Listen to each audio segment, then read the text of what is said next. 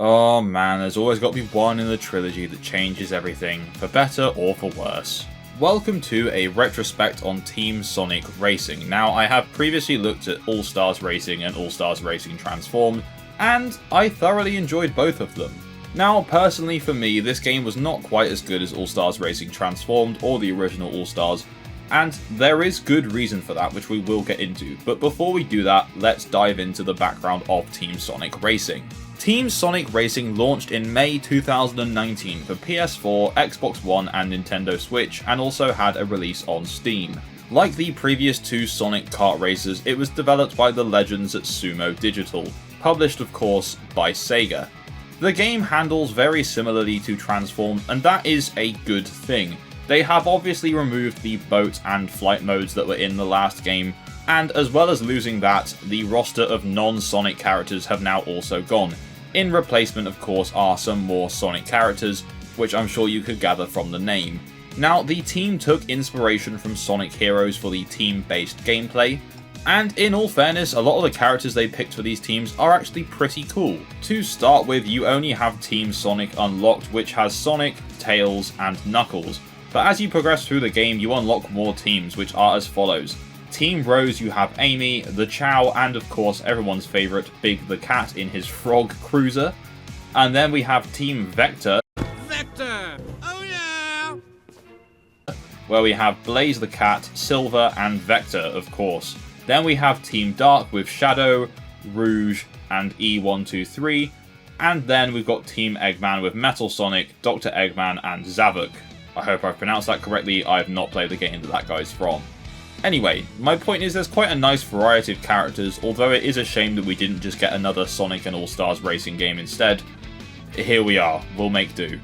And the variety of Sonic characters is cool, although a lot of the characters chosen are very predictable. We could have had some more niche characters from the Chaotix or Mighty or, anyone like that, but, what we got was pretty cool.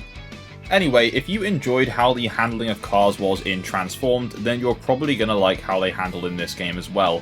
There isn't a mass of difference, the drifting has been tweaked slightly, the physics have been tweaked slightly, so it doesn't feel exactly the same and there is some new spiciness to it, but realistically, it's quite similar to Transformed.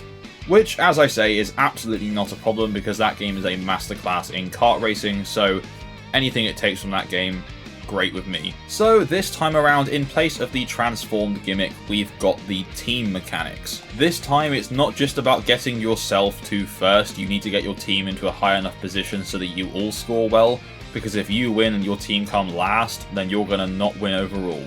You can do this in a variety of ways, including swapping items between each other so that they can get more powerful items behind you, or vice versa if you are behind them. You can draft each other for boosts and activate team boosts together. It's a pretty cool concept, to be honest with you, and one that hasn't been explored in the kart racing genre before. The only other real team-based thing I can think of is the double dash driving in Mario Kart, and even then, it's barely team-based, you can just swap driver really, so... Now, on top of the team-based mechanics, there's also 3 separate classes to grapple with. You've got Speed, Technique, and Power. Speed handle the best, they have the fastest top speed of course, but to balance this out they also have poor acceleration and defense.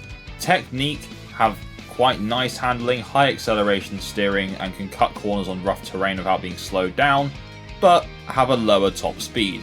And then Power have a good boost in defense and can shunt other races and smash into obstacles without being slowed down. These guys however have the lowest speed and the worst handling of the 3.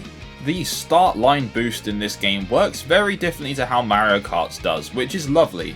Instead of just pressing accelerate on 2, you can press and let go of the accelerate button with each count of the countdown timer, which I think is quite a good way to do it, meaning that if you time it right 3 times you get a really nice boost. But you still only have to do it once just to get a little boost, twice for more, and of course 3 times for the best.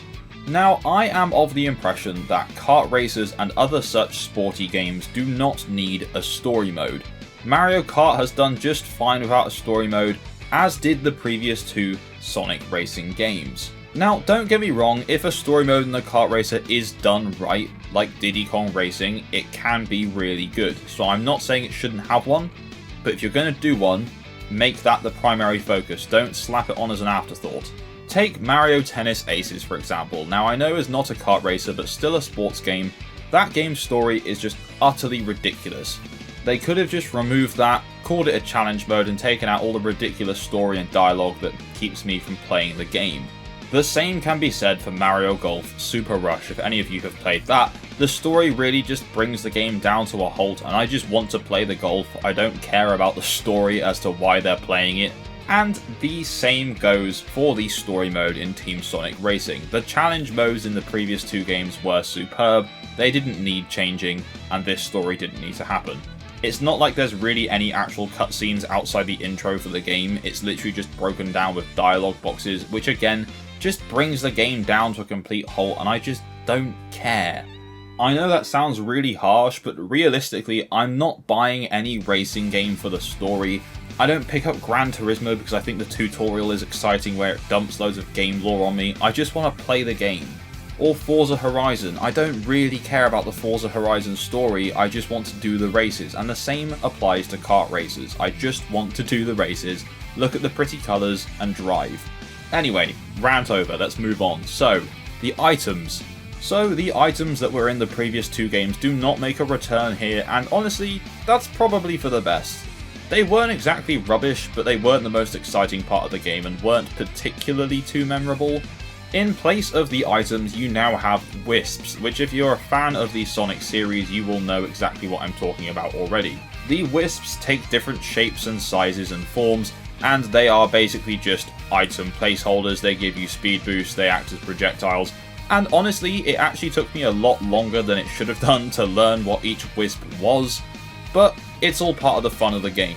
It's nice that the development team took the care to make all the items Sonic themed and Wisps, because they very well could have just kept the fairly generic items from the previous two games and just called it a day, but you can tell Sumo do really care about the property. Okay, so next up, let's talk about the aesthetics of the game. Graphically, it looks really nice. Don't get me wrong, the PS4 and Xbox One versions of this game do look better than the Switch, and that is entirely down to hardware capability, but it still runs really well on Switch and looks really nice as well.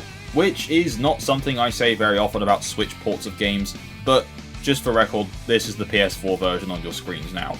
So yeah, graphics are nice, the characters all look lovely, their cars are all very well designed, and it also has a feature where you can swap out parts of the cars to look different and perform different, which is a really nice and welcomed feature that was missing from the previous two entries. Now, tracks-wise, there are 21 tracks in total in this game, with a few being pulled from All-Stars Racing and All-Stars Racing Transformed. That's including Ocean View and Roulette Road, both of which were very good tracks in their own right, so it's nice to see them make a comeback here, especially as Ocean View is so iconic.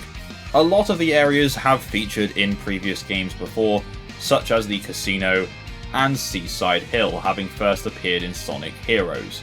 However, there are also some that are exclusive to this game, including Glacier Land, which is pretty cool.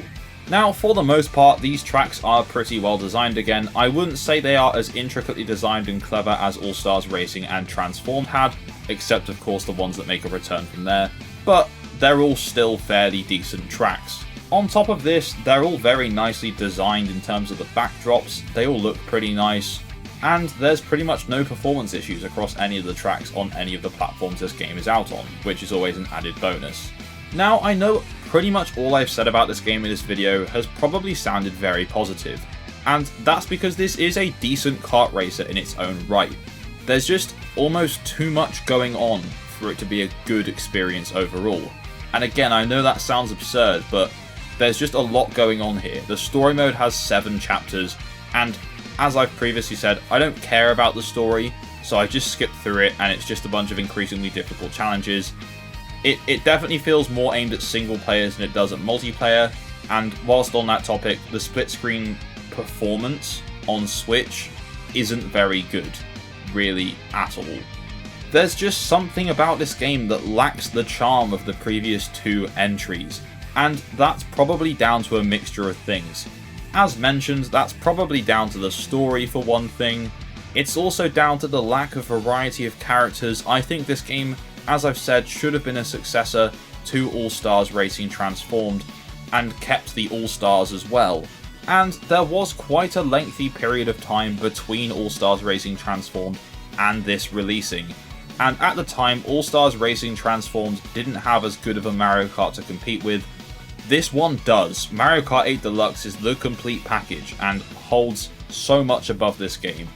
But please don't take this as me saying I disliked this game. That's very far from the truth. I have had this game since it launched, but the fact that I have not played anywhere near as much as that as some of the other kart racers, in fact I would go back to the previous two in the series before playing this again, it just says all you need to know about this game. To sum it up, when I went back and played the other two games, I was actually itching to go back and 100% them and get all the achievements. On this one, once I finished playing what I thought I needed to make this video, I knew I wasn't going to go back. I just put the game back on my shelf and it will probably remain there for the rest of time until I move somewhere else, and then it will just be put back into that shelf wherever that ends up being.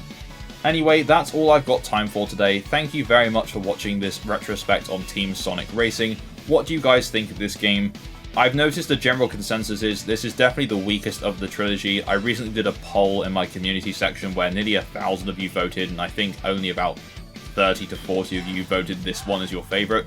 But please let me know down below. As always, please don't forget to leave a like, subscribe and tap the bell for notifications for future uploads if you have not done so already. It's greatly appreciated, and I will see you in the next video. Thank you, and bye-bye. I'm sitting here, I'm just itching. I'm itching to do it again, and you think what? You think you're gonna send me to a nut house?